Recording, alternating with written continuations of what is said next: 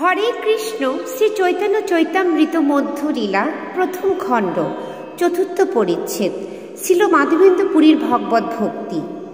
জয় জয় গৌরচন্দ্র জয় কৃপা সিন্ধু, জয় জয় শচীসুত জয় দীনবন্ধু। কৃপা সমুদ্র শ্রী গৌরচন্দ্রের জয় হোক, দীনবন্ধু শ্রী শচীনন্দনের জয় হোক। জয় জয় নিত্যানন্দ জয় অদ্বৈত চন্দ্র, জয় শিবাসাধি জয় গৌর ভক্তবৃন্দ। শ্রী নিত্যানন্দ প্রভু ও অদ্বৈত প্রভুর জয় হোক এবং শিবাস ঠাকুর প্রমুখ গৌর ভক্তবৃন্দের জয় হোক। শ্রীমুখে মাধবপুরীর অমৃত চরিত, ভক্তগণই শুনিয়া প্রভু করে আস্বাদিত। এইভাবে শ্রী চৈতন্য মহাপ্রভু স্বয়ং মাধবেন্দ্র পুরীর অমৃতময় চরিত্রের প্রশংসা করেছিলেন এবং ভক্তদের সেই বর্ণনা শুনে তিনি স্বয়ং তা আস্বাদন করেছিলেন। প্রভু কহি নিত্যানন্দ করহ বিচার, পুরী সম ভাগ্যবান জগতে নাহি আর। শ্রী চৈতন্য মহাপ্রভু নিত্যানন্দ প্রভুকে বলেছিলেন, নিত্যানন্দ বিচার করে দেখ, জগতে মাধবেন্দ্র পুরীর মতো ভাগ্যবান আর কি কেউ আছে? দুগ্ধ দান ছলে কৃষ্ণ যারে দেখা দিল, তিনবারে স্বপ্নে আসি তারে আজ্ঞা কইল। দুগ্ধ দান করার ছলে শ্রীকৃষ্ণ স্বয়ং তার কাছে এসেছিলেন। তিনবার স্বপ্নে মাধবেন্দ্র পুরীকে দর্শন দিয়ে তিনি আদেশ করেছিলেন, যার প্রেমে বশ হইয়া প্রকট হইলা, সেবা অঙ্গীকার করি জগত তারিলা। মাধবেন্দ্র পুরীর প্রেমে বশীভূত হয়ে শ্রীকৃষ্ণ গোপাল বিগ্রহরূপে প্রকাশিত হয়েছিলেন এবং তার সেবা অঙ্গীকার করে তিনি সমগ্র জগৎ উদ্ধার করেছিলেন। যার লাগি গোপীনাথ ক্ষীর কইল চুরি, অতএব নাম হইল ক্ষীর চোরা করি।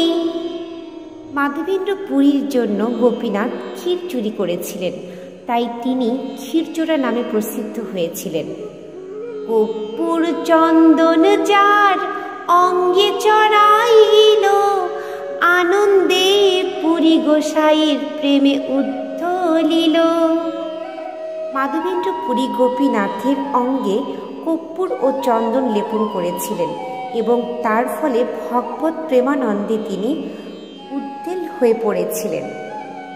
মেলেচ্ছার দেশে কর্পূর চন্দন আনিতে জঞ্জাল, পুরী দুঃখ পাবে ইহা জানিয়া গোপাল। মহাদয়াময় প্রভু ভক্তবাৎসল, চন্দন পুরী ভক্ত শ্রম করিল সফল। কর্পূর ও চন্দন নিয়ে মুসলমান শাসিত অঞ্চল দিয়ে যেতে মাধবেন্দ্র পুরীর অনেক অসুবিধে হবে জেনে পরম দয়াময় ভক্তবৎসল গোপাল সেই কর্পূর ও চন্দন গোপীনাথ দেবের শ্রী অঙ্গে লেপন করতে নির্দেশ দিয়েছিলেন। এভাবে ভক্তের দেওয়া চন্দন পরে তিনি ভগবান গোপাল দেব তার ভক্তর মাধবেন্দ্র পুরীর শ্রম সফল করেছিলেন।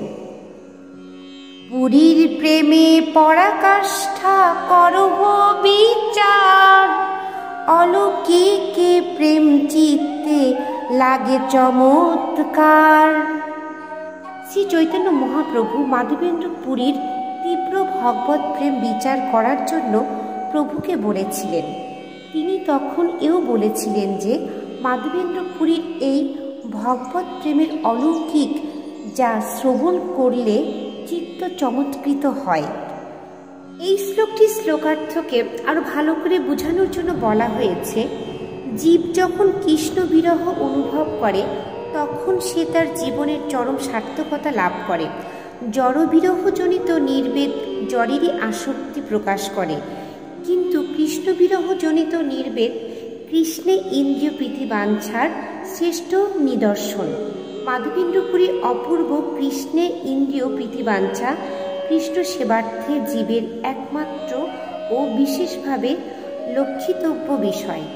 তাই শ্রী চৈতন্য মহাপ্রভু ও তার অন্তরঙ্গ পার্শ্বদেরা পরে আচরণ করে দেখিয়ে গেছেন। হরে কৃষ্ণ।